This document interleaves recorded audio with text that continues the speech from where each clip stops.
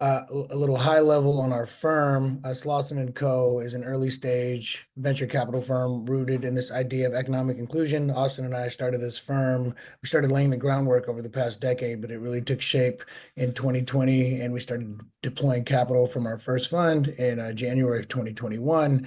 Economic inclusion basically means we're looking to create wider opportunities for a wider variety of people, a wider variety of entrepreneurs, wider variety of perspectives represented in the products and the services that we all consume, as well as serving the rapidly shifting demographics of this country. You can read a little bit about our beliefs here. Our core focus historically has been in two main categories, which has been SMB SaaS, so tools that support the next generation of small business owners, as well as culturally aligned consumer tech. So a bit more broad, but basically products and services that are a bit more aligned with the values of the customers that they serve. The primary stages where we focus are pre-seed and seed, and we are mainly focused or exclusively focused on US-based startups. So yeah, with that, I'll kick it over to Austin to talk a little bit more about why we started Friends and Family. Thanks, AJ. Well, I'll start off with a little bit of a story going back well over a decade ago when I was trying to get into venture capital. And I thought it was a fascinating industry where you can see generational wealth changes, in the span of a decade or less that impact entire communities. And that's what attracted me to the industry in the first place. Um, and I went to an event in Santa Monica out here, not too far on the west side of LA, if anybody spent time in LA. And one of the events that was there was a panel of VCs when I was going to learn about the industry. In the panel, they were talking about what happens and how to raise venture capital, how to talk to VCs, so on and so forth.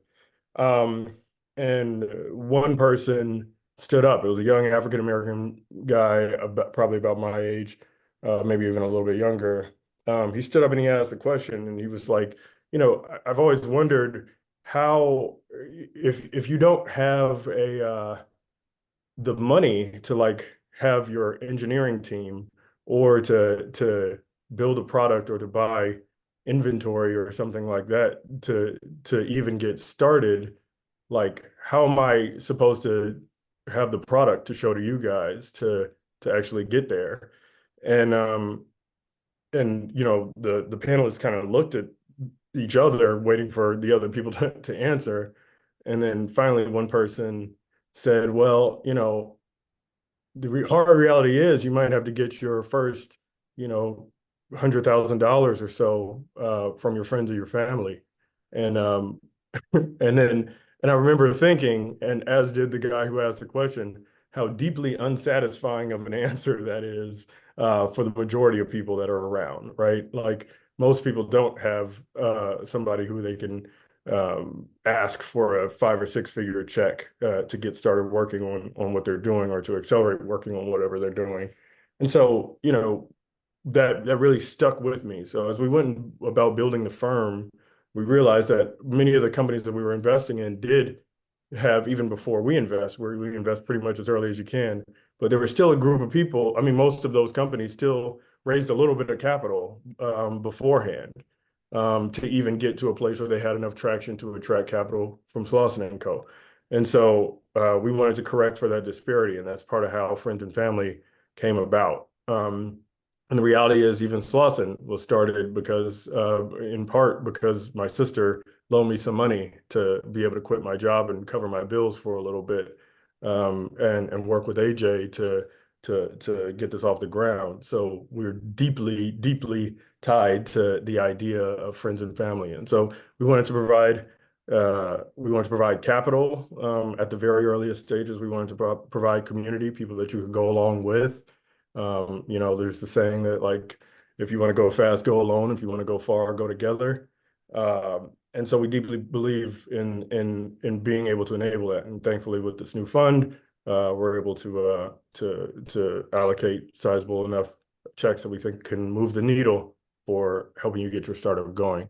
So that's a little bit of background. Won't take up too much time on that, but I want to kick it on to Jesus from here. Thank you, Austin. I'll share briefly a bit more details about the program itself and when you can look to expect for it. This is another iteration of our Friends and Family program. We've been doing it for a couple of years now. We'll talk a little bit about the history in a couple of slides, but I'll share more about what this upcoming cohort will look like. And from a logistics standpoint, the companies that are accepted will receive an investment of $300,000 and the duration next 6 months. In some of our social posts, you've seen us talk about leveling up and doubling down. We quite literally mean that. We're doubling the amount of capital that we are investing in companies from this last cohort that we had participate, and we're doubling the duration for strategic reasons, which again, we can talk about as well, but that's what the company is going to receive in terms of duration and capital. But during that time period and beyond, they're going to, the focus will be to really move the needle with their business operationally. We're going to have a more tailored approach to how we support the companies. We're going to do that with a smaller cohort than we've had in prior years. And again, all of this has been intentionally thought through by Mickey, Sophia, a lot of other folks in the background. In terms of the profiles of folks that we want to accept into the program, one thing that we talk a lot about internally is we always say that your lived experience is your competitive advantage. And we get most excited about founders who are solving for problems that they are intimately aware of, and they know the ins and outs of said problem, and they want to build a solution that they know can solve that problem. And on the second point, technology has an important role to play in being able to scale that solution. We want founders who have a vision and a plan for that solution to reach hundreds of thousands, millions, if not tens of millions of individuals, customers, users, because they know that what they are focused on can have a very large impact on society and their communities. And then the third point, in terms of profile, the team has worked with hundreds of companies now over almost a decade, and we found that companies that have an actual product that is live, that they can work with at a minimum an MVP, have been able to get the most benefit from the program. And so we are looking for folks who have some sort of product that they can get into the hands of users, to be able to get feedback, to be able to iterate in a time frame that is fast enough to get them the type of feedback that they need in order to improve and scale that product to where it needs to be scaled. On the requirement from, it is only for-profit businesses, so that excludes explicitly nonprofits. Unfortunately, the company has to be based in US or Puerto Rico, and we will ask that it has not raised more than $1 million and not founded more than 5 years ago.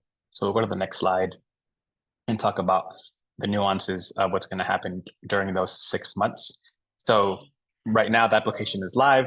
Thank you all thank you to those who have already submitted an application. We are actively reviewing those and are excited to continue doing so for the next 4 weeks.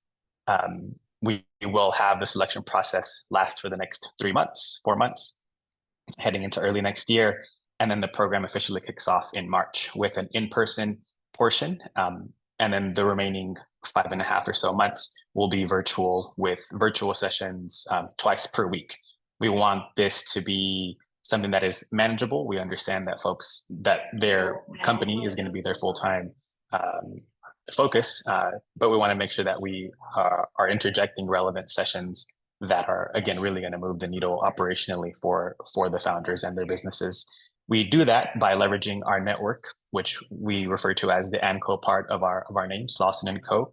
So we bring in guest speakers that range from industry experts, successful operators, and founders to directly give advice and feedback, if not share their perspective from their own individual journeys about building their successful companies and how that's applicable to the companies that are going to be participating in the cohort. So we take a lot of pride in the people that we leverage and lean on to support our founders in support of making their mission and possible. The focus is around, again, really moving the needle operationally for founders. We will have tailored key performance indicators going into the program that we will work with each company on, so that they will get the most from those 6 months of participating in the program, so that at the end they feel equipped with the right product, the right business model, the right team in place to take the business from point A to point B in whatever trajectory they need to be on to successfully have a large scale tech business. So we'll move on to the final slide. We touched a little bit about this, or Austin mentioned, one of the biggest benefits that we have is a community of like-minded, mission-oriented founders. The program doesn't end after the 6 months is complete.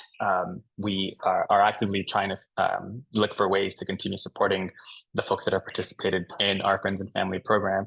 And so this looks a couple of different ways, but one of the more immediate ones is a Slack community where people are leaning on each other to share other opportunities that they've come about. A lot of folks are giving before receiving. And so we take a lot of pride in the type of community that we have. And a part of that is because of the founders that this messaging resonates with. So we want to continue that with this next cohort. Again, the mechanics of the investment is $300,000 for 6% equity. So a $5 million post-money evaluation cap. It is on a safe note. We can get to questions later should anybody have them. And then we've been able to amass a number of perks, which cumulatively have a value of $100,000, which you add in the 300 plus the 100 in perks. I mean, $400,000 we think can really, again, be quite meaningful for an early stage company that is at the earliest stages of their company's trajectory. So we're super excited about all of these things and this upcoming cohort. And with that, I'll hand it over to our head of platform, Brittany, to share a bit more about our network. Thanks, Jesus. So for those of you who joined after intros, I'm Brittany Crockett. I'm the head of platform here at Slauson Co. Outside of firm-wide support, the platform works closely with our portfolio founders post-investment to make sure they have all the resources they need to grow their businesses. And that can look like foundational support early on, such as identifying KPIs, product and hiring roadmaps, marketing and branding support, and making sure folks are set up to be where they need to be in order to raise their next round of funding, as well as providing resources, vendor connections, some of the stuff that Jesus just mentioned, and then connecting folks to the &Co of Slauson, who are the mission-aligned individuals, whether LPs or operators who have knowledge, expertise, and networks that can help move the needle for our companies. We've built a really strong community and ecosystem of these individuals, and we ensure that our founders have access to the right people and perspectives at the right time. So whether it's tackling technical challenges, refining hiring practices, developing leadership skills, or offering mentorship, we have somebody in our network to support. And in our friends and family program, you'll have the opportunity to learn from some of these folks.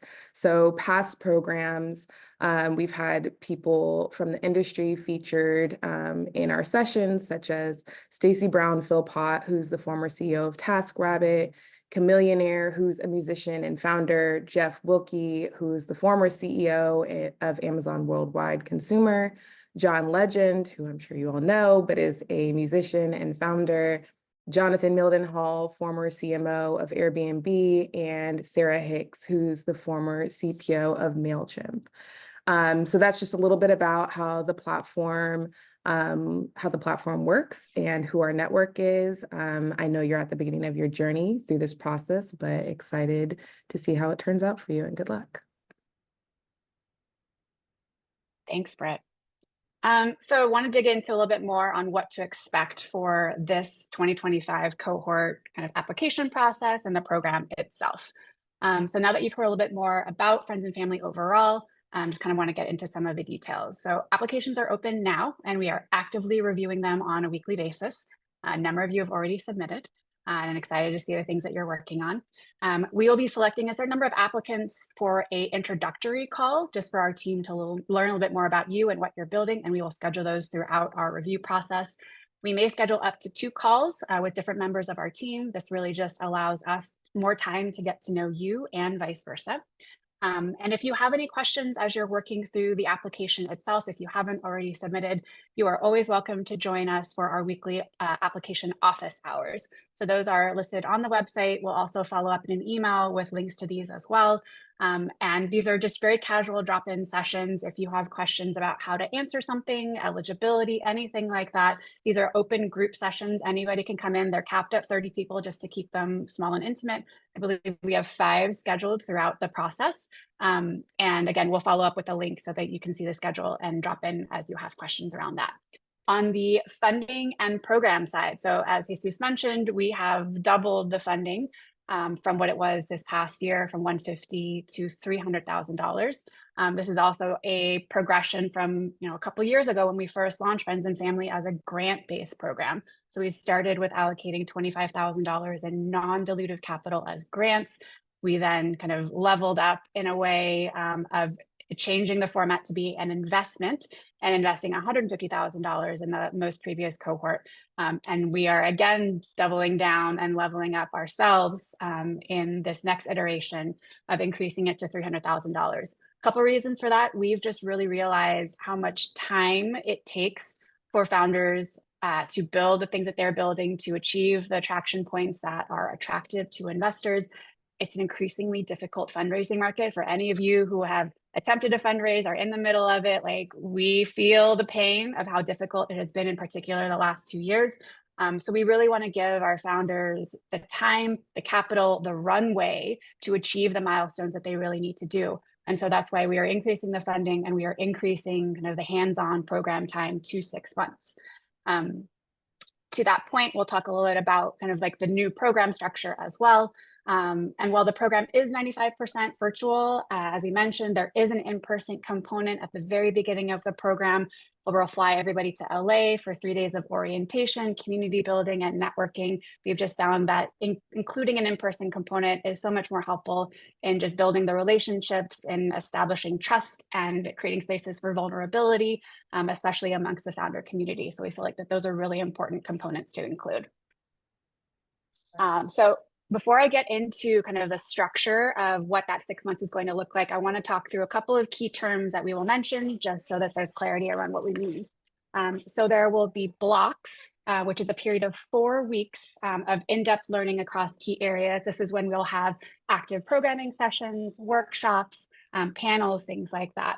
Following a 4-week block, we will have basically a 2-week sprint. This is time for company building. Take everything that you've learned, didn't have time to apply to in those 4 weeks, and we want you to kind of be heads down building on your company. We will include a check-in at that point where during our onboarding session, we'll establish kind of a scorecard for you, just in terms of where you're currently at benchmarking, where you might be establishing some really important key metrics that we would like to see movement on throughout the program, and then being able to have support and guidance and really be hands-on with helping you kind of accelerate through that. So after every content block, we will be doing a check-in with you, kind of where are you at currently, where do you need help and support, and where can the team and our network be able to provide value to you.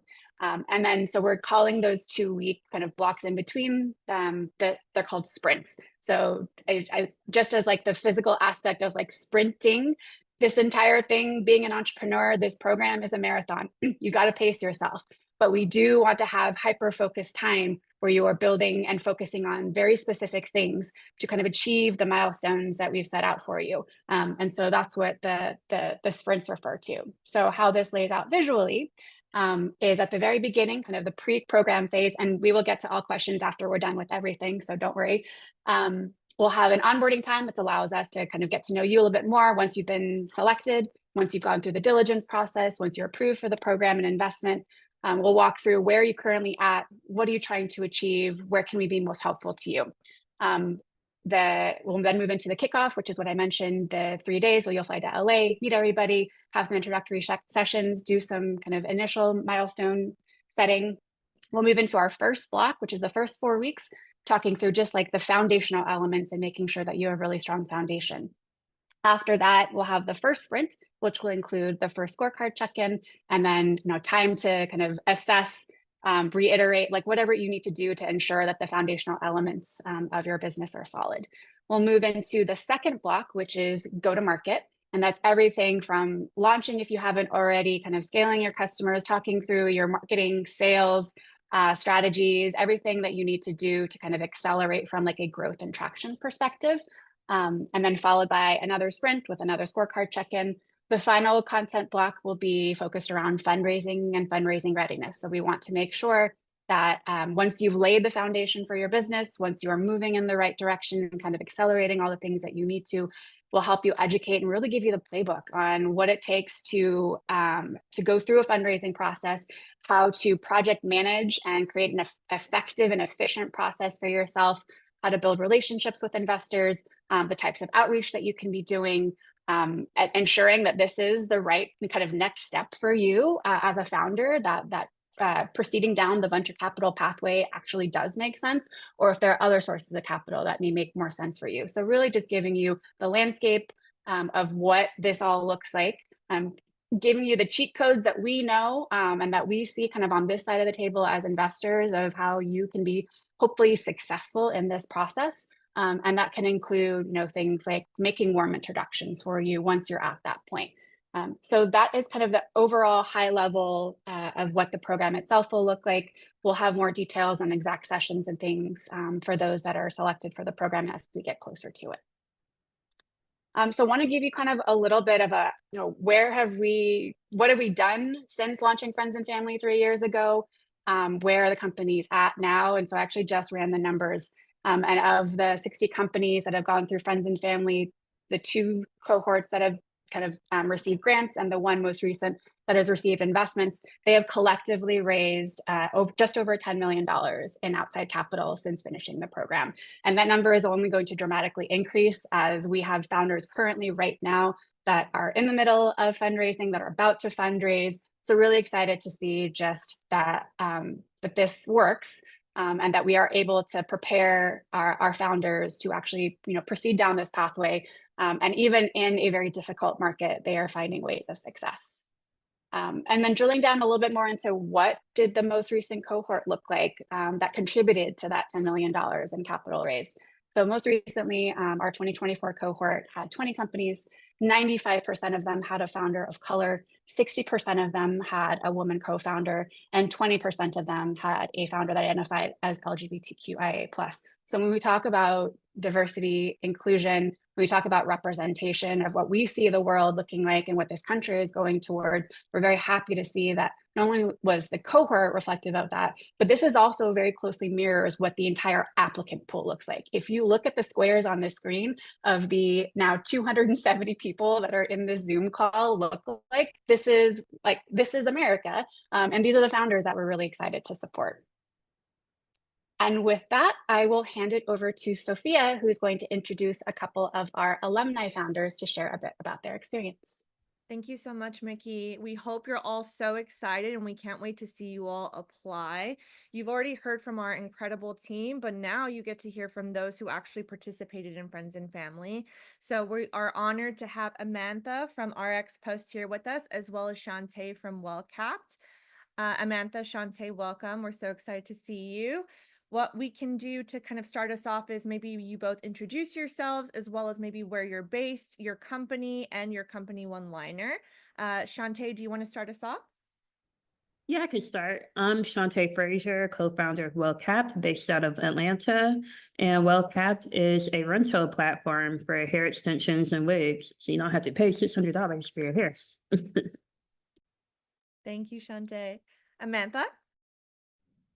Hi, my name is Amantha. I am a pharmacy technician turned founder and CEO of RX Post, based here in Los Angeles. We work with pharmacies to help them buy and sell their unused drug inventory directly to other pharmacies. Thank you both. And again, so excited to see you. So let's get right into it. I wanted to ask you both, why did you both decide to apply to Friends and Family? And after being a part of the program, what did you get out of it? Feel free, whoever wants to go first. I could start off. So we initially applied. We were looking at we had just completed TechStars and felt like we got a lot out of the program, but wanted something a little bit deeper. And that's one thing that I really appreciated about the friends and family team. I remember prior to starting the cohort, we sat down with Mickey on the phone, calling. Basically, it was like, hey, what do you want to get out of this program? And that was the first time. This was our second accelerator. That was the first time anyone had asked us, like, what do you want? What are your 2 goals or top 3 goals? Where when you're done with the program, you can say, this was worth the time, this was worth the equity. And you could see it in the programming. A lot of it was tailored towards that operations, even in the people we were connected with. Thank you. Amantha?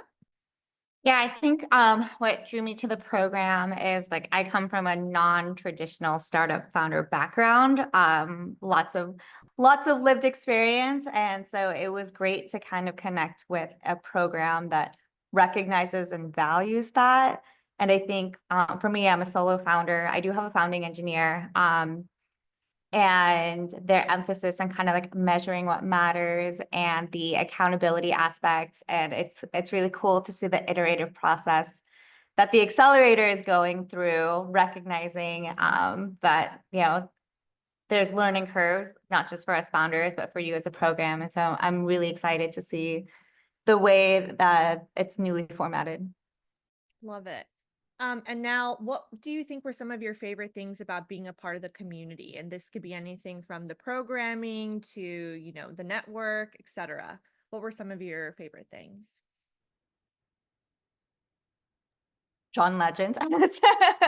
John Legend coming and speaking into our being so close. He's so beautiful in person. But no, I think it's really, you know, like as you guys say, it's the Slauson Co. It's the company that they keep having some of these really wonderful speakers, workshop leaders, and everyone being available to having conversations, being really helpful.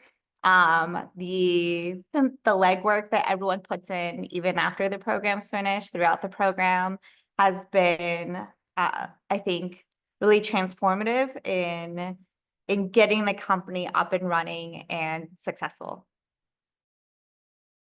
2 things from me, and I'm going to sound really cliche with the first one, but really the other founders, we were able to partner with Mudo and one other company on different campaigns, which brought new, like, we're a small company still, so we were able to get in front of more eyeballs using their audience. And then the second thing, I have this litmus test that I do. You guys could try it out, but I promise it works. But whenever I want to see what type of VC I'm dealing with, I always look at how other founders in their portfolio or people in their network, other investors respond to their call for introductions. And what I found is whenever an email came out from someone on the Slauson team, people responded right away. And I think that's a good testament of their character and how they do business. People were eager to help them out. Thank you for that. That makes us so happy. And the both of you have achieved so much since the program has ended, which we are so proud of. Why don't you share a few of the things that you both have achieved since the program has ended, and maybe in any way, how has Slauson played a role in that? Feel free, whoever wants to go first. Yeah, I'll go first because I actually am landing a very large strategic partnership deal that is drastically helping us with our go-to-market strategy. And again, it comes back to kind of like the network and the friends that they keep, and Slauson's GPs being able to introduce us to that strategic. And now we're in the process of now kicking off a fundraise. They've been really helpful in setting up that fundraise process, going through our slide decks, our data room. And yeah, I think just the motivation and the support has been phenomenal. Yeah, prior to Slauson, our operations was a mess. We still have a lot of work to do, but we've gotten it together to a point where we can support growth finally. And that a lot of that streamlining came from a call that we have with a woman founder who owned a baby rental company. So, hey, what software are you using? I know you have a similar budget to us. And just copying and pasting what she was doing. Also, we were able to decrease our CAC by 90%. I'm so happy. That is a big deal. So we're working towards positive contribution margins now. So we are excited. Incredible. And the last question I have for you is, what advice would you give the applicants here with us today on applying? Anything that you want to share to them? Yeah, one thing that the Slauson team passes around a lot is your lived experience is your competitive advantage. I would really lean into that on the application. I used to feel like my career was so random. So I started off as a pricing analyst. I was an intel officer in the Army, did competitive intel, and then did procurement for PwC and merchandising for Wayfair. And I felt like I was all over. But when I look back at my career path, I realized like, oh, I'm able to take bits and pieces from each of those experiences to be the CEO that I am today. And I think whatever that is that makes you different and that allowed you to see the future in a way other people were overlooking, whatever that is, whatever gave you that vision that other people aren't yet seeing, that you have to convince other people to be able to see, lean into that and really make sure you're explaining that in the application. Yeah, I was gonna say, similarly, you just keep hearing about the lived experience and how much Slauson really supports it. And I think during the application process, it is really important to not shy away from that and really lean into all of the lived experience that has gotten you to this point, and that they're really able to help you support the community that you also want to support, right? And just being really proactive in communications, following up is important as well. It was such a pleasure having you, Shantae and Amantha. We are just so proud of you, and to think of where you were less than a year ago to where you are now, like, again, we couldn't be more proud. Thank you so much for joining us today. I also shared both of their company websites in the chat. Feel free to check them out. And Mickey, back to you. Thanks so much, y'all. I appreciate the insight, and I know that the group here did as well. Always helpful to hear firsthand accounts and not just from us. And we did not pay them to say that. They came on their own volition. And I'm sure they'd be more than happy if you want to LinkedIn, reach out to them, connect them, have additional questions. I'm sure they'd be open to responding if it's a short one. All right, so we're going to get into a couple more things before we open up for Q&A. We're going to talk through what to kind of expect on the application, as well as some tips, some do's, and some don'ts. So a big part of the application, there's kind of short form answers, responses kind of about your company, where you're based, your team, et cetera. But there's a couple of longer form, like essay style questions. We really ask that you keep these. I believe the character limit is under 600 characters. So brevity and conciseness is really appreciated, especially as we are reviewing every single application and poring over every single line of effort that you put into this. So the more clear that you can be in your responses and just get to the point, that would be super helpful for us, so we don't have to try and decipher. So we'll ask about your company. Give us, 2 to 3 sentences on what your company is, what it does, what it is put on this earth to do. We ask about the problem that you're solving. And so that is the problem that your product, solution, platform, service is setting out to solve. And then what is that solution? So we separate those two into separate questions. We ask about, what do you know about your customer? If you don't have customers, what do you think? What do you hypothesize about your customers? Have you been able to do any kind of canvassing, surveys, feedback, customer discovery, anything to really understand who has this problem? How painful is this problem? What would they pay for this problem? What are they using currently to solve this problem? So anything that that you've come to understand about who your customer is, get as granular as you can. If you know that it's a woman between the ages of 18 and 36 that lives in these particular cities, and even if that's just your kind of starting point customer, if you know that this can expand more broadly, that's helpful too. We just want to know what you know. We'll ask about any early forms of engagement. So traction is the word.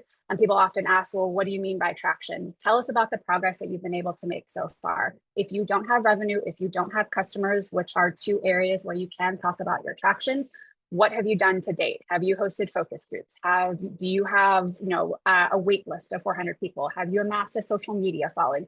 anything that you can think of that really articulates and helps us understand the progress that you have made beyond just an idea in your head, the work and effort that you have put into breathing this thing to life. Anything that you can share would be incredibly helpful for us to understand. We'll ask you to talk about your team and their capabilities. If it's just you, solo founders are fully welcome. We have invested in solo founders. Amantha is a solo founder. So solo founders are definitely welcome. If you've got a co-founding team, what is the dynamic? How long have you known them? What do each of you bring to the table in terms of this? We talked about your lived experiences, your competitive advantage. What have you done in your life, personally, professionally, et cetera, that connects you to the problem that you're solving, that makes you uniquely positioned to be the person to do this thing that you're setting out to do? That you were put on this earth to do this thing. What is that and why? So anything that you can share about your backgrounds are incredibly helpful. We'll ask about the use of funds. You don't have to give us a line item budget on how you're thinking about. We just want to know, again, where you're thinking about. Is it going to technology? Is it going to inventory? Is it going to customer acquisition and sales, headcount, et cetera? Like, just where are you thinking about putting this money to use, and kind of where do you think it will get you? And then we'll ask you about your short-term milestones, like things that you want to accomplish during this program. And then we will ask you about your big, bold, audacious, like very delirious vision. If you are entering this game of being an entrepreneur and trying to raise venture capital, you have a very big vision for what you're trying to accomplish and achieve based off of kind of the expected outcomes of taking on such funding. What is that vision? Like, we don't know what that is until you tell us. So however you can share that to us would be most appreciated. And then Sophia is going to talk about the video. Thanks, Mickey. So obviously there's only so much we can kind of see about who you are and your personality through your essay. And so that's why we have the option for you to, or not the option, we give you the ability to be able to showcase that in the video. So we ask that you do no more than 3-minute video. This is an opportunity for you to kind of expand on your answers in the essay. So telling us about your company, yourself, what inspired you to start this, why now? And this also kind of goes back to, some of the things that Mickey already mentioned, as well as the founders that were in Friends and Family, around how your lived experiences serves as a competitive advantage for your company. This is an opportunity for you to dive deeper into your background, showcase things that that maybe others don't about this, and why you are the best person for this. So again, just make sure that the link and everything is intact. We won't be following up if it's incorrect. And again, take your time to really reflect on what type of message you're trying to get through with your video. There is a section for documents. So if you have a pitch deck, that's probably the most preferred document that we would love to see. If you don't have a pitch deck yet, there's tons of resources online that you can Google, or in terms of like structures, examples, templates. Canva makes it really easy to do this fairly effortlessly and for free. But other things that we would also take in addition to or in replace of that, if you have a executive summary, if you have a one sheet business plan, if you have a brand deck, anything that kind of just further, again, illustrates what it is that you're building. The form field in the application is for a link. So you can do one direct link, or if you have multiple documents that you'd love to submit, put together a Dropbox or a Google folder and then just drop that link. The thing about the documents and the video, please make sure that these are visible to anybody other than yourself and that they are not private. With the number and the volume of applications that we receive and just the short time that we are moving through these, we don't have the time to request permission or access to view these. So the easiest way is just to make sure that if it's a video, that it's unlisted on YouTube or whatever platform, but that is visible by a direct link. If you're putting this in Dropbox or in a Google folder, just make sure that it is visible to anybody with the link. You don't have to give us editing capabilities. That is totally fine, but just anything that you can do to ensure that we can view these documents would be greatly appreciated, just so we don't miss out on them. So we always get asked, what should I do? What are the best tips that you would provide? So make sure you pay attention here. Really take the time to fill out this application. You're not going to have the opportunity to submit another one. So really make sure you're reviewing your answers, your message is clear, everything that you're trying to tell us is in the application. If you have specific questions about your company, your journey, all of that, as Mickey mentioned, we are offering office hours outside of this so that you can dive a little bit deeper into your specific company, your application, your journey. And then again, make sure your video link works. Unfortunately, we have seen a few that have not. And so we don't want you to miss out on the opportunity for us to learn more about you and your company. We want you to apply. We want you to have a great shot in getting in. So again, please make sure you're reviewing all elements of your application before you submit. And then on to the don'ts. Don't wait until the deadline to submit. So the deadline is November 3rd. I saw a question in there about what we mean by we're reviewing applications on a rolling basis. And so as soon as applications come in, we, members of our team are looking at, many members of our team are looking at the applications. And the advantage that gives you is that we may move you forward in our process much more quickly than if you waited until the deadline. And so what that process looks like is potentially setting up an introductory call with you. Again, the sooner we get to know you, the more oftentimes we get to talk to you. We just get to learn much more about your company, and also for you to see if this is indeed a right fit for you. And so highly recommend not waiting. We have kind of an early submission deadline. There are no guarantees with this. So there is no early admission.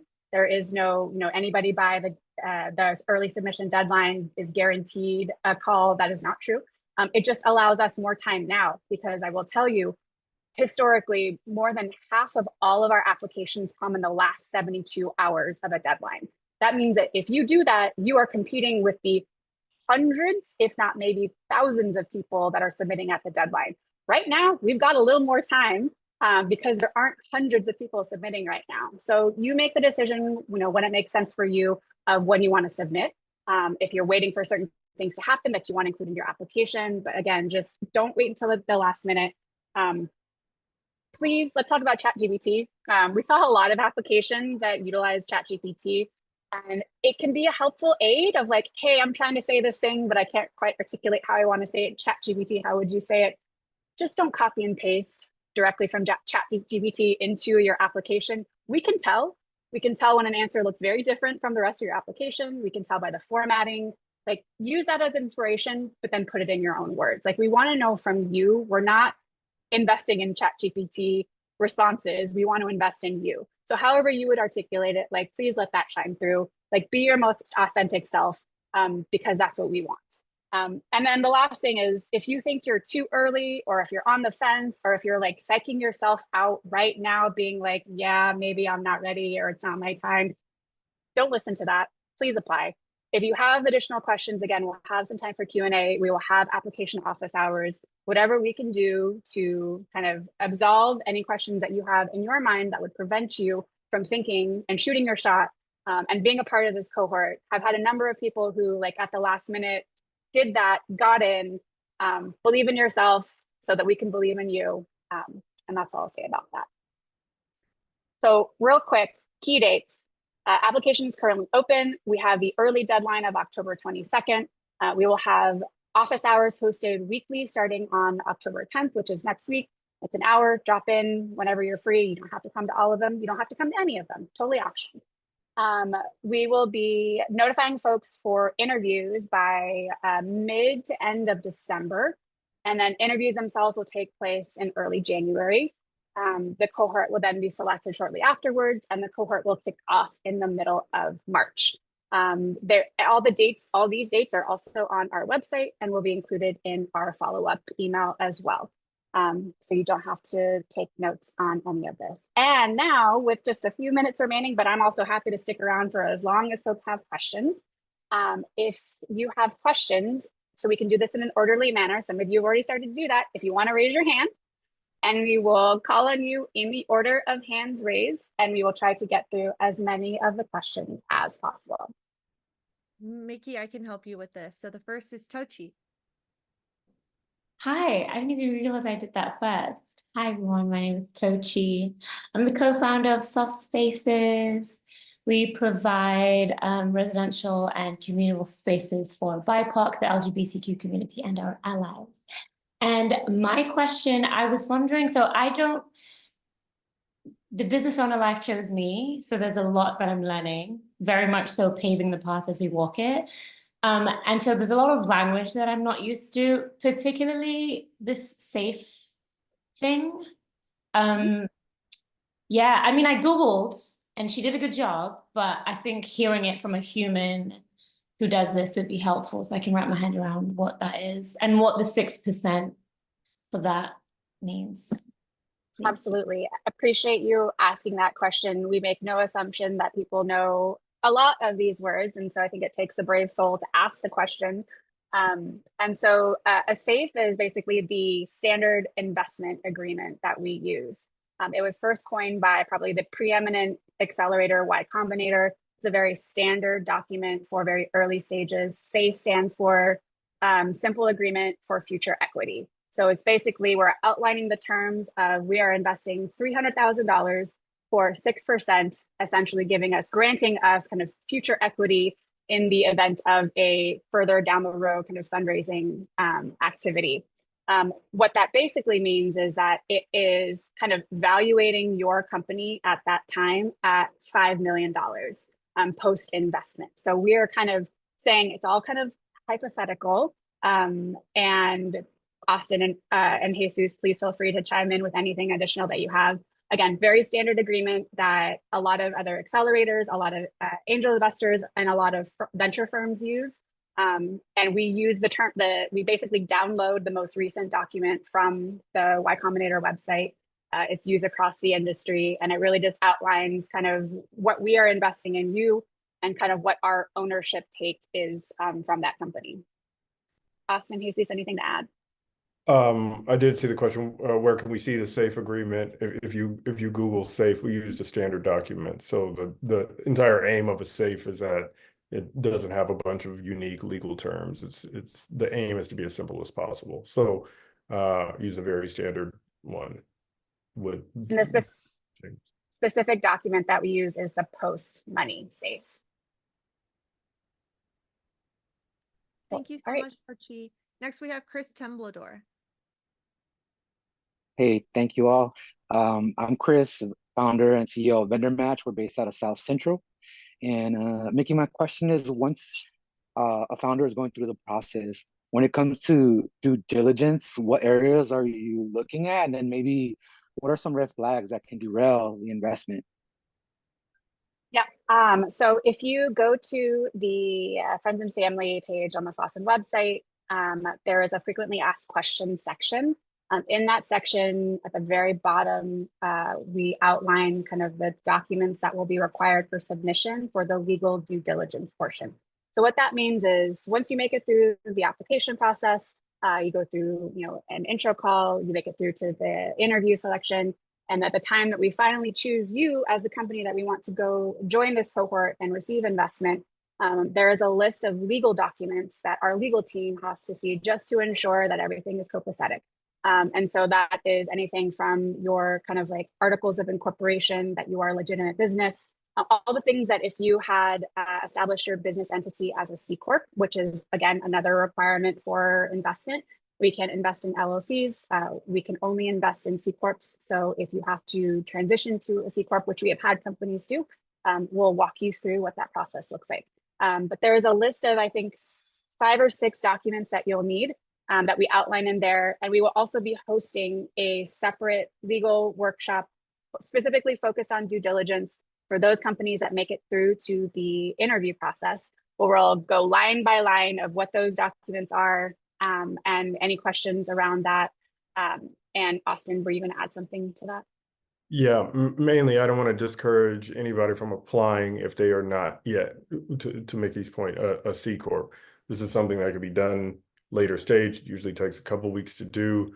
You don't have to do a conversion just to apply to the program. And for that matter, if you're not incorporated at all, that's okay too. You can still apply. Again, for us to make the investment, meaning to wire you the capital, you will have to be a C Corp. And so, but that could come way later into the program. I mean, later into the application process around selection. Thank you so much. Yep. So just hold on, just to recap real quick. So there's specific kind of company documents that any company would have if you've established your business entity. We'll ask for your cap table. So if you've received other investments, we'll just want to know kind of what that looks like. You asked about things that could potentially come up as like maybe red flags. And I think there's a whole bunch of nuanced things. And if you have something that you're concerned about, like we can definitely discuss it one-on-one. But some things around the cap table, like maybe if you as a founder don't own enough of your company to feel properly incentivized to do this. So there's probably a number of things, again, happy to kind of answer that one-on-one separately if you have concerns around that, that we can address for you just so we can get through the rest of the questions. Thanks, Chris. Thank you so much, Chris. Next, we have Dr. Dapper.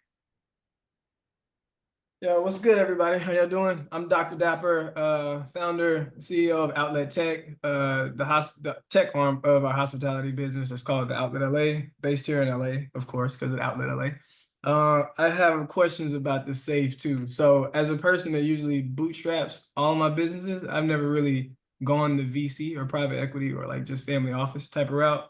And so going deeper on that, at the end of this question, I would like us to get some like pros and cons for the founders from y'all since y'all are experts in it. But the two initial questions are we required to raise other rounds beyond this? Because I know that is it true that you get like a certain discount or a certain right to invest in future rounds at a discount? And then with that too, on the flip side, if we don't decide to do other rounds and our goal is to just exit and sell the product or the software to a bigger company, are y'all still just taking that 6%, or is there more, or what does that look like when it pertains to that journey? And those are the questions. Sure. Good question. Kind of leads to a bigger question. So in terms of what, basically to answer your question, are you required to raise subsequent rounds? The answer is technically no. But what we find is that for most venture-backed companies or people going down the route of raising venture capital, usually there are subsequent rounds to do. The type of outcomes what we're looking for are companies that are looking to scale and become sort of category defining companies where they have a substantial amount of the market share. So usually these are companies that are ultimately grow into companies generating hundreds of millions of dollars a year. And if that's not the outcome that you're sort of seeking, it could be a fine business, and certainly we don't look down on it, but it may be less of a fit for the program itself. So we are looking for companies primarily that are looking to scale and grow to be really big companies. So yeah, yes, many of them sell, and there are plenty of instances of companies that have bootstrapped for pretty long and just grew without raising a lot of additional capital. But I guess the underlying theme that I would sort of challenge is if you don't have the expectation that you're going to raise additional capital, then you may want to examine whether this program will be aligned with what you want to do. Hope that's helpful. No, that was good. And then did you have any pros and cons for people that are founders? Versus not? What was that? Pros and cons of using safes? Yeah, like if we enter into a safe, is there anything we should look out for, or is there anything that's like it will be a benefit for? I know like the later evaluation is good, but sure. So very quickly, the safes versus like if you do a priced round, a lot of it safes came about because price rounds are usually very expensive to do legally.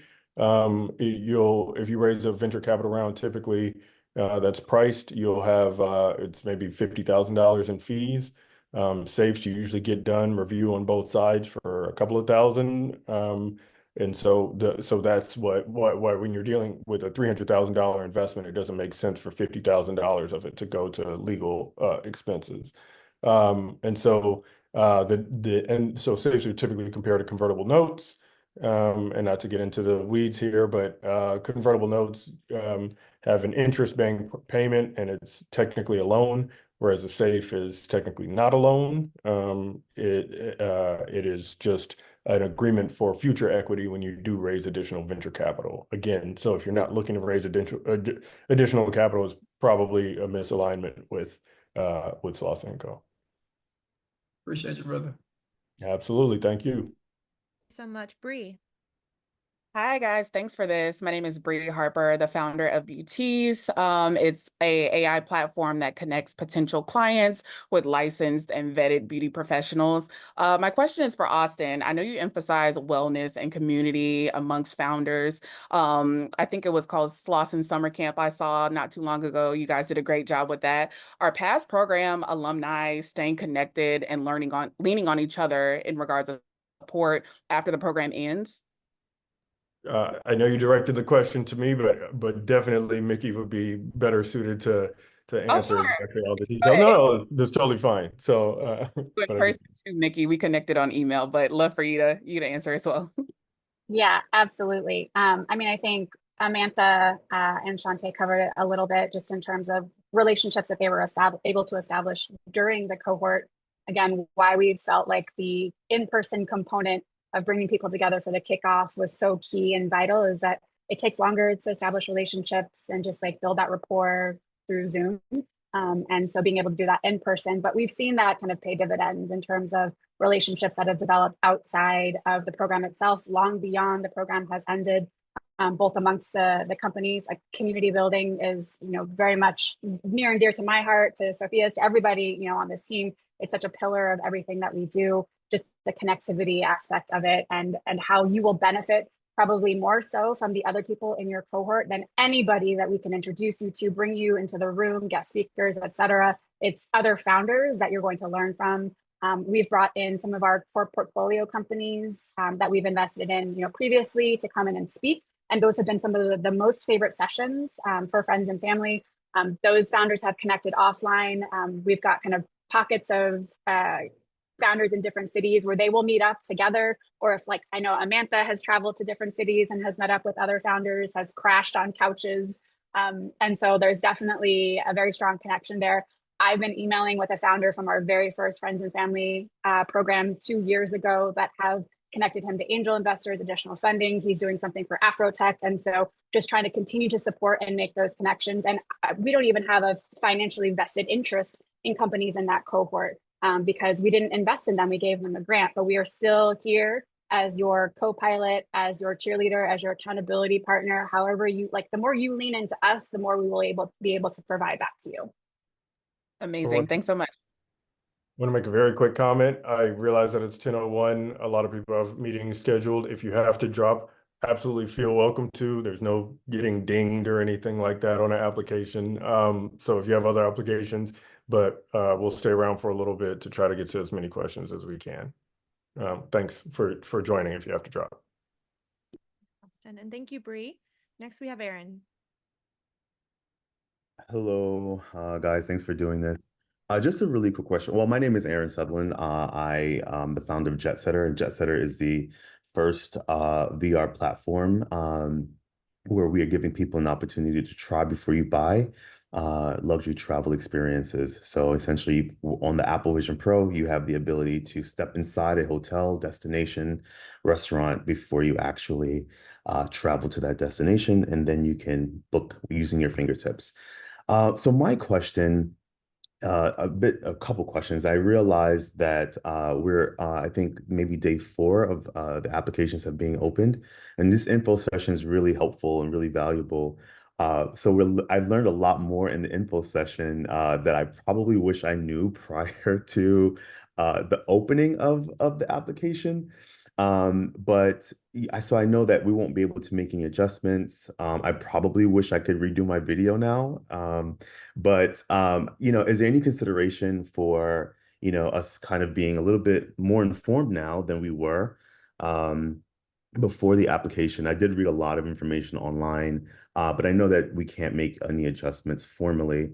And then the second question is, how many applicants are going to actually be accepted? I know that you did 20 in the previous cohorts, but how many do you guys foresee accepting into this cohort coming up? Yep, appreciate the questions. First answer is very short, just reapply. I think you should have received an email confirmation, and this is actually the first time we've given you a copy of most of your application responses. Just submit another application. We'll run a dedupe to make sure that we merge your applications. It's much easier than us having to go back and forth about making updates. So just submit again. If you want to shoot us an email at programs@slauson.co. If you want to give us a heads up that you resubmit an application, just give us a heads up that way. But yeah, just resubmit. Second question is, we are aiming to select about 10 companies, plus or minus one. But in order to make the increase in the investments, we did have to reduce the cohort size, but it also allows us to be much more supportive, hands-on, provide one-on-one tailored support to each of those companies that we ultimately do invest in. Lovely. Thank you so much. Last point on that, I have to double emphasize is, like when you hear 10 applications, of people want to hear what number it is so they can think about their chances and stuff like that. The reality is, like, don't think about it. And however many cohorts we've had, and for however long I've been working with Mickey, most of the people that get accepted, are in many ways surprised they got accepted. There's a lot of imposter syndrome from 80% of the cohort that's there. And so the reality is, like, it's you're probably sitting on something that's special, even more special than what it is. So, like, don't talk yourself out of it, of applying. Like, I strongly encourage you, if you feel like the program's a good fit, to apply. Thanks, Austin. Thank you so much. Next, we have Raphael. Hello, everyone. My name is Raphael Small. I'm the founder of Car Gary. We are a peer-to-peer car rental company located in Denver, Colorado. Our unique value proposition is rent it until you sell it. We focus on private vehicle sellers. We understand that a vehicle will be test driven at least 3 times prior to selling. So to mitigate and offset your diminution from each vehicle, rent your vehicle until you sell it. We've vet all of our renters. How do you know who's getting into your car if you are a private renter? We provide a protection plan, we provide marketing, we provide 24 hours roadside assistance, and a whole host of other amenities to make sure that your purchasing process is a smooth and safe one. My question is along the lines of the safe, and I know everyone has had their questions about that, but mine is more along the lines of the letter and how that plays into future shares that are going to be allocated. Are you referring to the side letter? Correct, the side letter. Thought I made that clear. Sorry. That's okay. As far as I recall, I think the things that the side letter stipulates, and just for other folks here, so that as part of the investment process, there is the SAFE, which is the standard agreement that you can Google online. There is an additional kind of appendix item called a side letter, and that really outlines a couple of additional things specific to our firm and what we would need. And so one of those things is identifying that we don't take a board seat. And so there's no kind of, we're not a board member, we don't become a board member, we don't take a board seat, I believe only board observer capabilities. And then that we outline that we have the right to invest in follow-on rounds of funding up to a certain period. So just kind of stipulating that there could be follow-on funding, that we have the right to do that as your investor. I don't think at a there's discount, I'm anything assuming. major. At a discount, I'm assuming. No, so usually there's a hard cap, and then we have a right to invest in future rounds, which is called a pro rata right. If folks want to look it up, it's the idea that, if your company really, really takes off and does really well, and there's lots of people trying to invest more money than you could even take, we want to be sure that we still have an allocation into being able to invest in that round and participate as well. Gotcha. Thank you. Nice problem to have, right? All right. Real quick, I appreciate everybody introducing themselves because it's helpful context for us. If you could try to keep your company one-liner to literally align, just because there's a lot of folks trying to get through and want to make sure that we get to everybody's questions. Thank you so much. Thank you, Mickey. Next, we have Victoria. Hi, everyone. Thank you so much for having this session. It's been very informative. I'm Victoria Pope, the co-founder of Trameter. We are an AI travel app that helps you plan and book your vacations in 90 seconds or less based on your budget and preferences. So my question is about the video. I have a lot of lived-in experience. I started my first travel company when I was 19, so I have over 20 years of experience in the travel space. I wanted to know about a 3-minute video with myself and my co-founder. Should it focus only on our experience in the travel space as to why we're most qualified to solve this problem, or should we also be using that time for a bit of a product demo? It's really up to you how you'd like to utilize that time. The two kind of primary prompts for that 3-minute video, because 3 minutes goes by really fast, is to kind of just introduce your company. You know, like how would you talk about your company if you're meeting somebody for the first time in like 30 seconds or so? And then to talk about you as a founder, co-founder, your team, like tell us, you know, how you are uniquely positioned. So that could be whether it's your travel experience, it could be you've run other startups, you've had executive experience, whatever it is that you feel like is your unique advantage, anything that you would like to share with us. If you want to include in addition a product demo video, that's also fine. It's not required. But I think at this point, really the focus of the video is just to get to know you. And it doesn't have to be professionally produced or edited. It could literally just be you talking to yourself on Zoom. It could be you talking to your phone camera.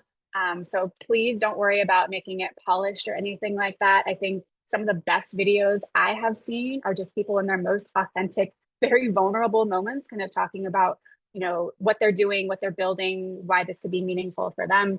On a note, I will say, please don't submit a video that you created for another program. If we hear, hey, YC, or hey, Techstars, like we know that you didn't follow the directions, which was to answer very two specific things that we are asking of you.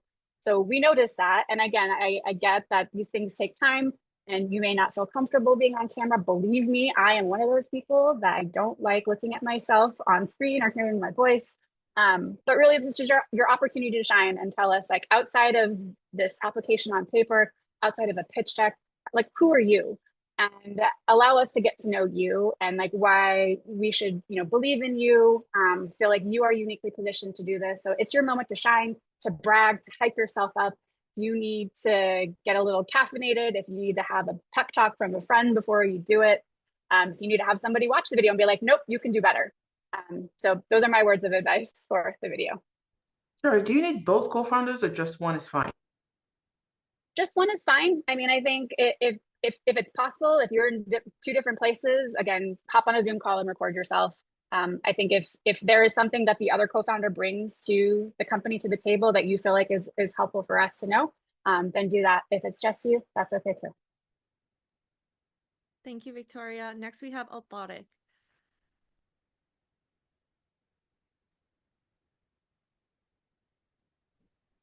That's you. Oh, hi there. My name's Altric Banks. I'm the founder of Homa, a tabletop company offering a selection of dinnerware, vases, and accessories. One of our competitive advantages is that we utilize 3D printing technology. And I know that you all are looking like for tech-based companies, but I was just wondering, are there like any exceptions?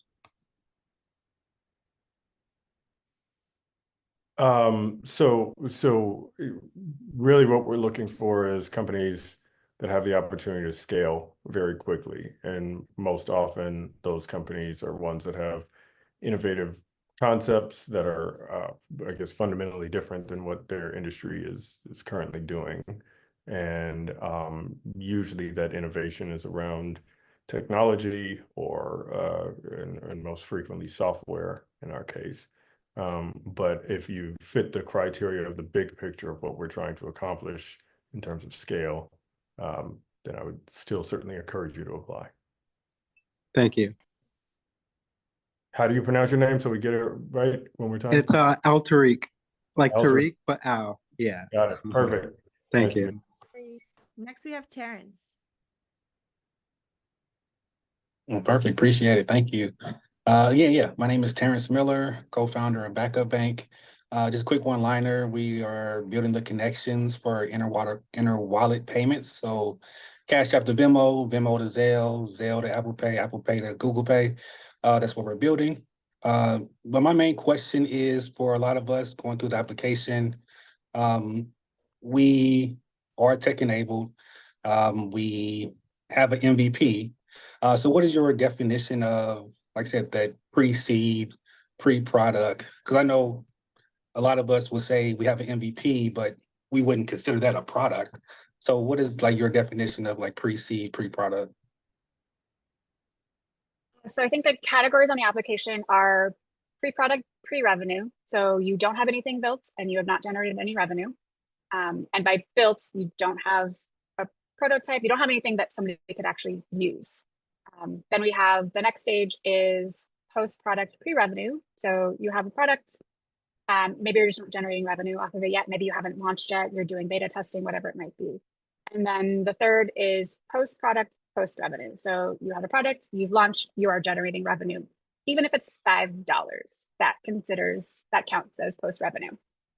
So whatever kind of category that you fall into, I think our hope is that you have something, a prototype, an MVP, and that could be minimum viable product of something that people can interact with, engage with, giving you feedback on, that you are able to accelerate during the course of the program.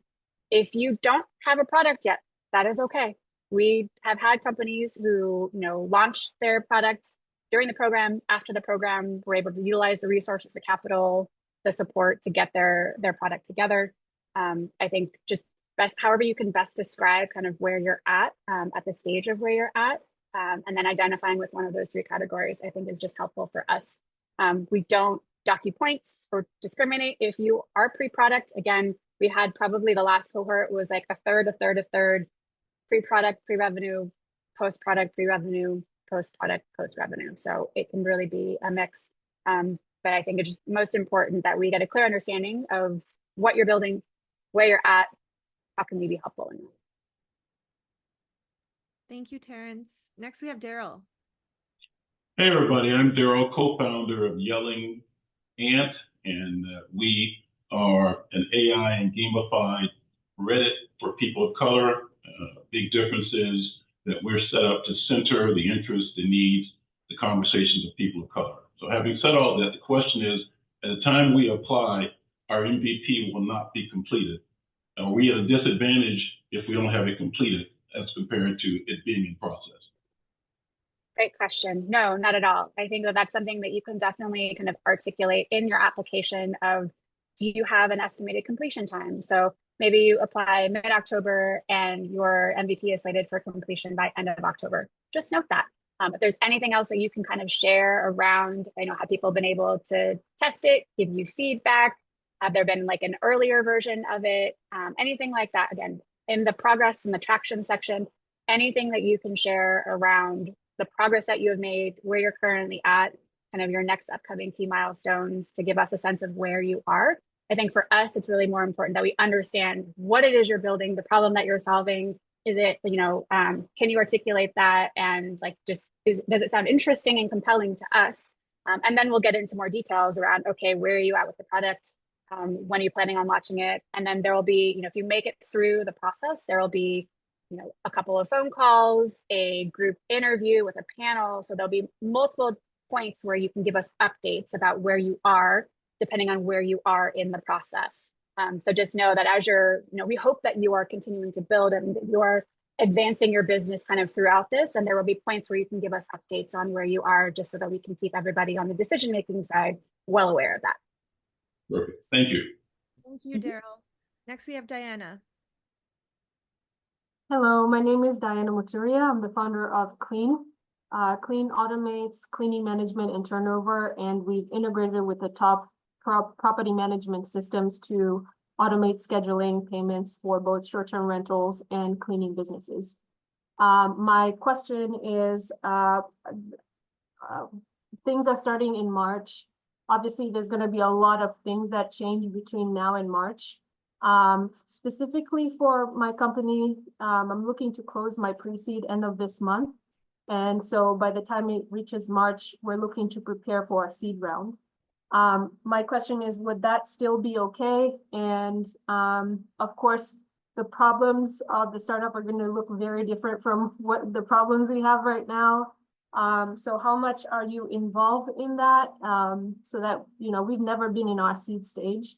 So would really like to know, like, can we get some guidance there? And also, would the 300K safe be, would you prefer it to be in the pre-seed round as an like a oversubscribed, or would that look like a start for the seed round? So I'll answer the first question first in terms of we treat, again, the new, I guess, format for this upcoming cohort is to really give each company kind of the tailored and curated support that they need based off of where they're at and the milestones that we would like for them to achieve. So we recognize that that's not going to look the same for all companies. So we'll work with you to put together a plan based off of if you get accepted into the program, where are you at the point of acceptance?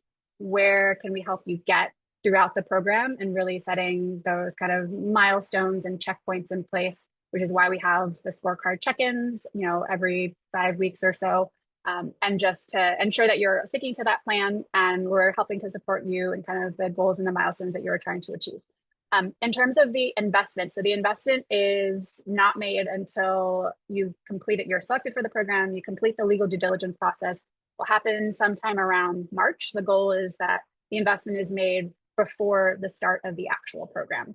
And so the terms are going to be the same. So we will invest on the same terms that we are saying now, at the same valuation that we're saying now. Whatever your valuation is at that point, at now or at that point, will not influence the terms that we are making the investment on. So that's a decision that you will have to make if that is something that you want to agree with.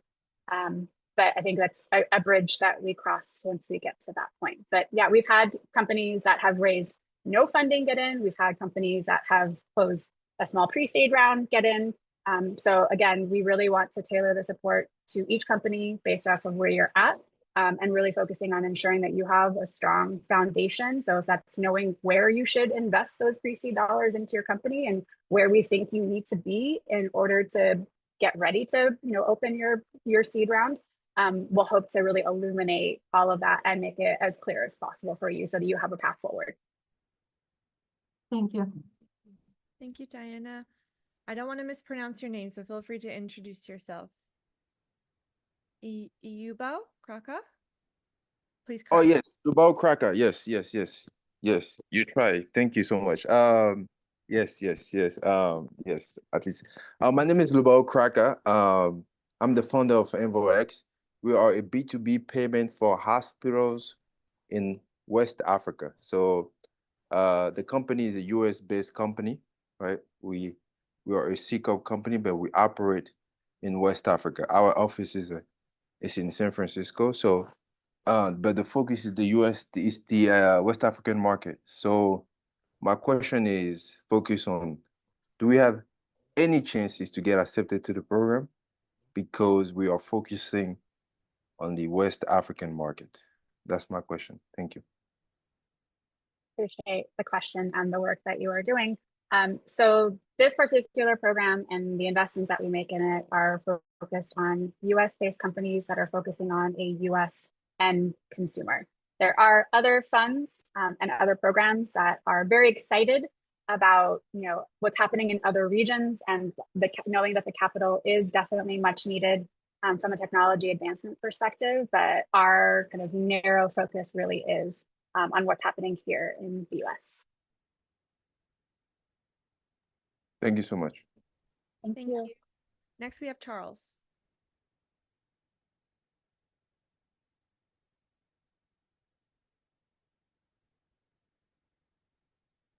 Charles D.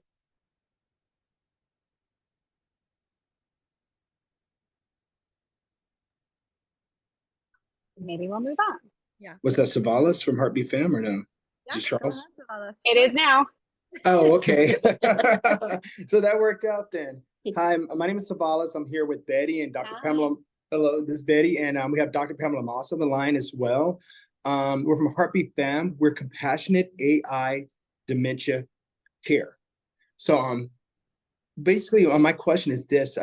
We have a CarePad product, a tablet that we've been working on actually getting out into the market.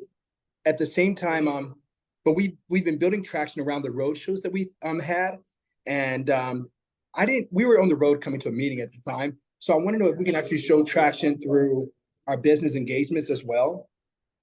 What other ways can we show traction? Because we have a lot of government agencies that we've been partnering with on getting this out, as well as a lot of our road shows where we've been educating the community about our product and other products in the area of dementia care. Sorry about all absolutely. the noise. Oh no, I can't hear anything, so you're good. I appreciate the question. No, include all of that. So especially if you have a B2B product, whether it's conferences or trade shows, letters of intent that you have, you've built out a pipeline of X number of potential businesses that are interested in it. The fact that you have an app on an iPad, that means that you have built a product. So that's traction in and of itself. So even if anybody isn't paying for it just yet or using it, anything you have to articulate, again, the progress that you've made, please feel free to include that. Okay, thank you guys so much. And thanks so much for having this conversation as well. Thanks for joining us. Thank you so much, Savalas. Next, we have Riva. Yes, hey everyone. I'm Riva, and I'm excited. Actually, I already feel like part of the program. So we believe in making a difference early. So our platform is AI Ranger. It's a early screening for autism, and also we're also building an AI assistant for kids in the future. So that is what we're tackling. I feel like it's a big problem. My question is for the program itself. Is it that I have a couple co-founders? Do we all participate, or would it just be me? Great question. We allow up to 2 co-founders to participate in the kickoff as well as the rest of the program. It just mainly just so we can keep a really intimate environment and just for consistency purposes. If there are sessions that might be more relevant to, say, your 3rd co-founder, so maybe if it's an operations person, a CMO, whatever it might be, if there's a specific session that's more relevant for them to attend, definitely have them join. But we just, for consistency kind of purposes, we try to limit it just to the two co-founders at a max. Yeah, appreciate that. Thank you so much. Next, Alfredo. Thank you. Sorry for the noise. And first off, thanks for this extra time. It speaks volumes of Slauson to be here answering all these questions. So, quick questions. The company is US based, US focused. We're in real estate, but I do not live in the US yet. So can I still apply? Yes, you can. If the company is set up in the US, it's incorporated in the US, and you plan to be here and focus here, then yes. Good luck. Thank you, Alfredo. Thank you. Talha. Hi, Sophia. Thank you. My question was very similar to Alfredo, but just I can tell it. So I'm co-founder of Bulbul, which is a gamified AI-powered learning app for corporate learning, Duolingo for business learning, basically. I'm a Pakistani origin founder based in Paris. My co-founder is British, Pakistani, but we are really interested in the program. Our product is location agnostic, and we are open to moving as well and registering anywhere. Do you think this fund or this program could be something we should pursue? Yeah, if what you heard so far feels aligned, and the company will be incorporated in the States, and you are focused on providing services to the US, or your product applies to US customers, then absolutely. Awesome. Thank you so much for your time and answers. Thank you. Andrew. Can you hear me? Yes. Yep. Okay, Andrew Braden Hash App, an AI-powered global investing app that lets you trade global markets, including the US market, to US retail investors. I have a question, and the question is actually focused on post completion of the Accelerator program. So has the investment community, that's the VC, I mean, from demo day and days further, has the investment community, the VC community, has the network with them and and you guys, and how does that synergy actually move the accelerant, if I'm going to call them accelerant, into fundable businesses in the real world, right, in the VC community, especially now that for the past 2 years we've been in like what would I call it? We've been sailing at sea, and the VC space is just picking up little by little right now. I appreciate the question, Andrew. Oh, want to take it off? No, go ahead, Mickey. All right.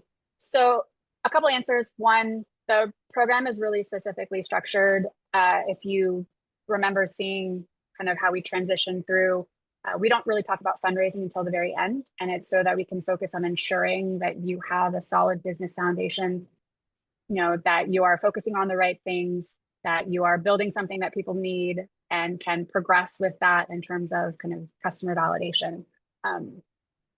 Fundraising doesn't matter if you don't have any of that. And so that's why we spend 2/3 of the program really focusing on that part. And so whether you decide that you are going to continue on and raise venture capital, or maybe you take one round and you're able to be a profitable business and that's what you want to focus on, there are many pathways that in terms of outcomes. And so we want to support you in kind of what makes the most sense for your company. I think Amantha in our alumni panel really touched upon the signal that when she mentions to other investors that she was in the Slauson and Friends and Family Accelerator, when we make an introduction to her, whether it's to potential partners, business development, other investors, people will pay attention. And it's a bit of an unfortunate aspect of the VC game is the concept of warm introductions and how people are more inclined to take an intro or pay attention to a company if it comes from a trusted source. But I mean, I think that's the case in when you're applying for a job. You have a better chance maybe if you've got somebody on the inside who can vouch for you. And so I think we see the same thing in venture capital, and we want to be, again, that co-pilot for you. And so as you progress through the program, I will note there is no demo day. It's really, again, focused on making sure that you achieve very specific milestones so that you are set up for success as a CEO, as a founder in your business, and that we are kind of moving you in the direction of the kind of traction points that will make sense, that will make you attractive to receive additional funding following the program. And so we'll make warm introductions, we'll bring in investors to build relationships, we'll have practice sessions, we'll help you with your pitch deck, with your pitch, et cetera. So there'll be a number of ways that will help you prepare for that, as well as continue to support you. One of the reasons why we extended the length of this program from being a 3-month program to now a 6-month program is I've spent the last 4 months continuing to work with founders post the end of that program on their fundraising readiness, getting through the summer. Summer is a terrible time to fundraise. And so this program really wraps up right before Labor Day so that you can kick off a fundraise when VCs are back from their summer vacations, ready to deploy capital, and you'll be better positioned to do so because of that. So that is our aim with how we're structuring this program. Okay, thank you. Thank you, Andrew. Charles, you're back. Feel free to go. Oh, yeah. So I chose the worst time ever to take a restroom break. I'm sorry about that. My name's Charles. I'm the CEO and founder of Track Finder. We're an open source recommendation engine for music. And my question was just, do any of your alumni companies work out of the entertainment or music space? And if not, what is your general thesis around music or entertainment? I'll say we have companies in the portfolio and some companies that have been involved with various programs that are in music. I was just at a music summit yesterday for Trapital, hearing about tech and music and the future of that. So it's certainly a space that we're open to exploring. It's an industry that we would be happy to see applications come in from. Awesome, thank you. Unless it's a record label, and we are not investing in your record label. No, it's not. It's not. It's a technology platform for music recommendations. So no, not that. Awesome. Let's go. Charles. Holly? Hey everyone, thank you so much for your time today. My name is Holly Diamond. I'm a CEO and founder of Work Onward. We're building an AI-driven SMB tech, especially in the low-income community, and helping small businesses to find local talent. So my question to you is why SMB tax you guys are focusing on? And number two question that I have is how's your fund help with the go-to-market strategies? So I'll answer both of those, try to do it quickly. SMB tech kind of came about in part out of a function of some of our backgrounds and where we see opportunity versus like larger enterprise SaaS, which is very well served by VCs all across the country and in Silicon Valley. We saw that there was a huge gap in terms of how people even think about go-to-market for and scale and growth for small business tech. So see an opportunity there and want to take advantage of it. And it's also has a lot in common with the consumer side of what we do. SMB tech is more contingent, like you have to build a strong brand, which is maybe not as much the case as when you target larger enterprises. So we that's a bit about what we do. Did that answer your question? Absolutely. Thank you so much. Really excited for this. Thank you. Look forward to seeing the application. Taz?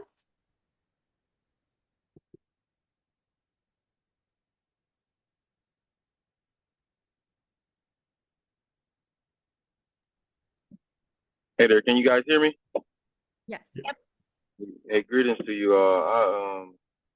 I'm basically in the specialty coffee and tea space, and we focus on basically brewing coffee and doing teas with spring water. And my question to you all is, if I was a tribally owned entity, would that disqualify me in terms of going ahead and applying, or is that something that is acceptable to you all?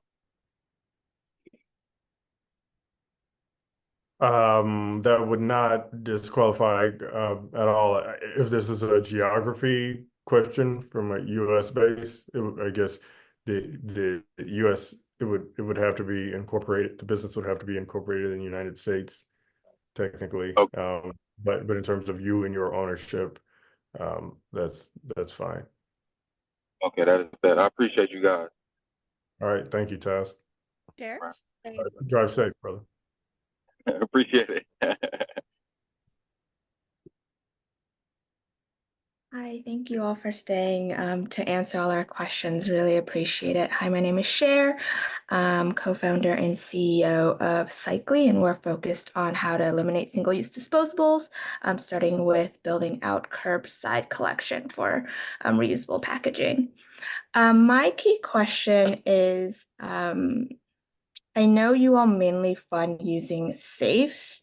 Are you all open to any other types of, regenerative types of funding? Because we are a cooperative, and so I'm not sure we're able to take a safe, but we would be open to doing like revenue-based financing based off of when we grow and how we are able to give back to investors who are a part of our stakeholders.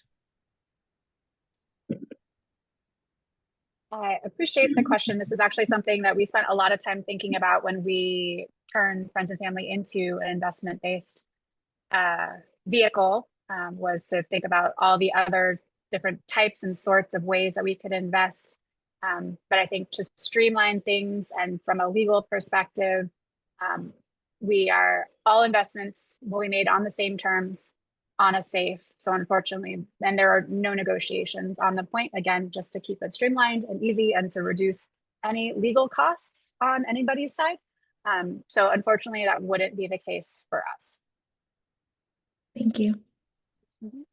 Next, we have Jeremy. Hi, everyone. Thank you guys so much for the time and taking the extra minutes to answer all of our questions. My name is Jeremy. I'm the co-founder and CEO of Globkin, which is a virtual playground for out-of-school learning. Essentially, we're an e-learning platform that delivers digital content and real-world experiences to enrich and educate children beyond the classroom. My question for you guys, and I guess this is anyone on the Slauson team, what excites you guys the most about I guess, early stage startups are investing, and what worries you guys the most in this current landscape? That is a great question. I'll answer real quick from my perspective, and then Jesus, Sophia, Austin, feel free to chime in. I have only ever worked at the earliest stage, and early being just like idea back of the napkin. I've done this for 8 years working with founders. And I think it's, connecting with, we started with 270 something people on here. There are still 77 people here hanging out, listening to us answer these questions. And I think it's just like uncovering people who are much smarter and know more about things that I don't know about, because of their lived experience and because they identified problems that are really worth solving and solutions that need to exist. And just like the passion, determination, and shared grit that founders have to quit their full-time job, put it all at risk. I'm sure many of you might have partners or kids, grandkids even. And so that's a lot to put on the line. And so I think to take that risk, and to be the person or the team that can support you in any way possible of achieving the goals that you have is an extremely fulfilling thing for me. And I like the idea of working on a number of different companies at the same time and not just being siloed into one. And so this is really, truly my life's work of being able to connect with all of you and just seeing the creativity come from, whatever your situations are. That's the best thing that I could imagine working on. I can take the second part of the question in terms of what is keeping us up at night or what challenges we see. And by the same token, I think a challenge is also an opportunity.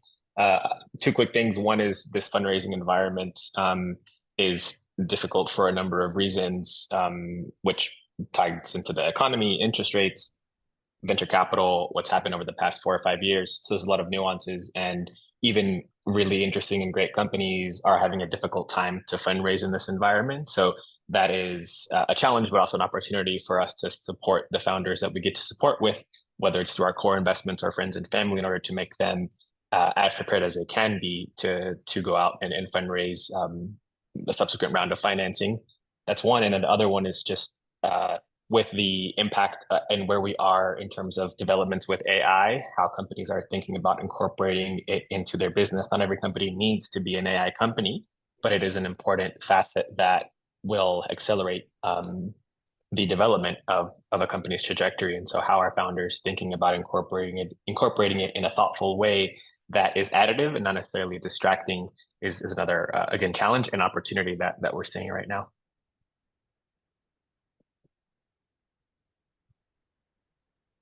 Awesome. Thank you so much. And our last question from Charlene. Hi, my name is Charlene Bender.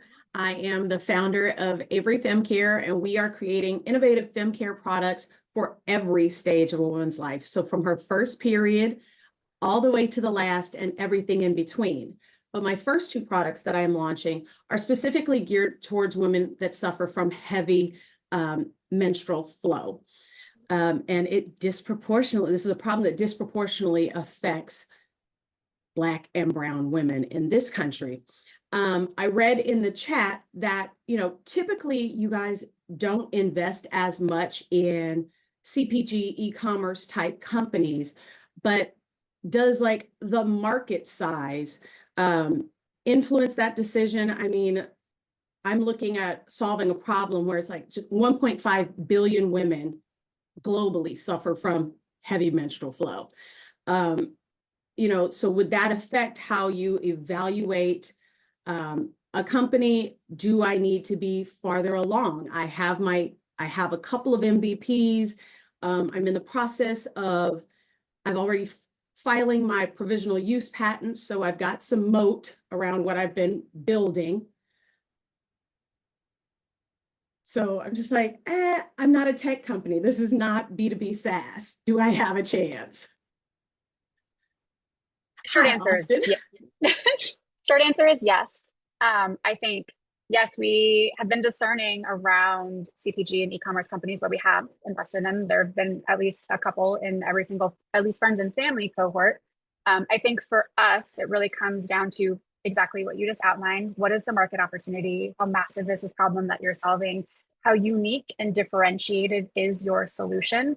Is there anything else that would, outside of a patent, that gives you really the upper hand or the advantage from, thinking about like distribution channels? Are you, partnering? Is there the potential to partner with large distribution versus just, online sales, e-commerce, et cetera? Are there unique relationships that you have to leverage? Or is there something about, your network and your connections and what you've been able to do so far that would, again, set you apart from anything else that, might exist that might seem similar, but just how can you differentiate for us? So it's how you kind of paint the picture of what the opportunity is and how we would be so delusionally crazy to miss out on investing in you. That's what we need to understand that. And so however you can communicate that to us, like help us help invest in you. Thank Did we you. do it? We did it. All right, y'all. Thanks so much for hanging in. And for those of you who just kind of like wanted to hear the answers to the questions, if you have any additional follow-up questions, I believe we got to everybody. Please feel free to email us at programs@slauson.co. You'll get a follow-up email as soon as we put this recording up on our YouTube channel. We will share it with you as well. It will have the slide deck in there, all the dates that we mentioned, the frequently asked questions are on the website. So if you go to ff.slauson.co, lists out all of the details, including the link to the application. Last final parting words, apply, shoot your shot, like show us why we would be, again, crazy to miss out on this incredible opportunity that you have, that nobody else is doing or doing in the way that you're doing. And this is a foundation that you can build on. You'll save that application and you can use it for another program, a grant, regardless of how you progress with us. We really want it to be something valuable that you can use for other types of funding opportunities. So yeah, those are my final words. Thank you to the team for hanging on here. We'll have another one of these info sessions in a couple of weeks. We will have additional, again, the office hours that you can drop in on if you're stuck on a question, not really sure about something, just want some FaceTime. Great way to connect with us in a smaller group. So wishing you all an amazing rest of your day and weekend. It's fall, y'all, so go out and do some fall things this weekend. But thank you, and we will see you soon.